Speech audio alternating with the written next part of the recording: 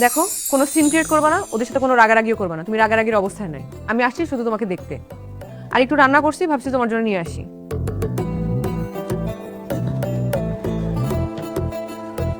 শুনলাম তুমি নাকি একা থাকো। ব্যবহারেই বোঝা যায়। পরিবারের সাথে থাকলে তো ব্যবহার এমন হতো না। খাবারটা হয়েছে? যাও। ওমা, খাওয়াবো না? আমার দুটো হাত আছে, আমি খেয়ে নিতে পারবো। আচ্ছা, খাও। ওষুধ টষুধ খাও, একটু যাই। বলছি না, যাও। ঠিক আছে।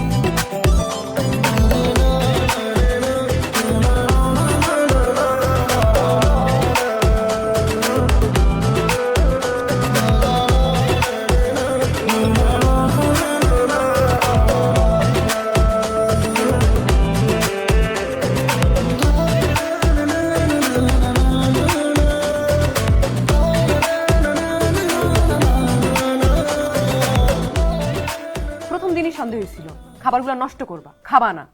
আচ্ছা, এই যে রান্নাগুলো করি, পরিশ্রমগুলো দেই, এগুলো কোনো মূল্য নাই?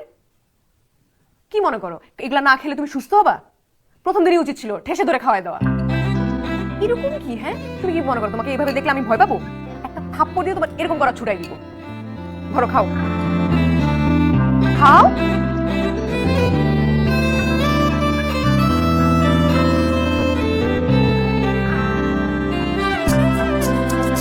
কি?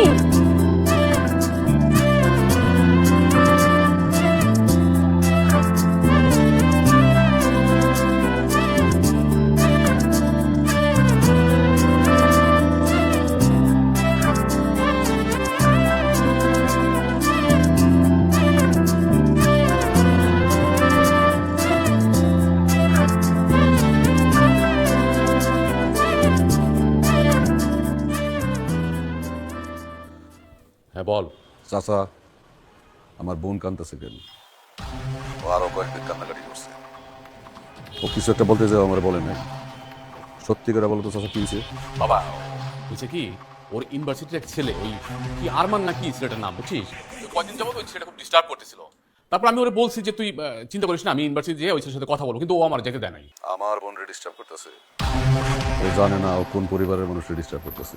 বাবা শোন, তুই একটু শান্ত হ, বুঝছিস? ব্যাপারটা আমি দেখতেছি। আমি আগামীকালই ইউনিভার্সিটিতে যাইয়া ওই টিচার সাথে কথা বলতেছি, আর ওই ছেলেকে আমি বুঝিয়ে বলবো। তুই এর ভিতরে না করিস না বাবা, আমাকে দেখতে দে ব্যাপারটা। চাচা, তোমার কিচ্ছু দেখতে দিব না, যা দেখার আমি দেখতেছি।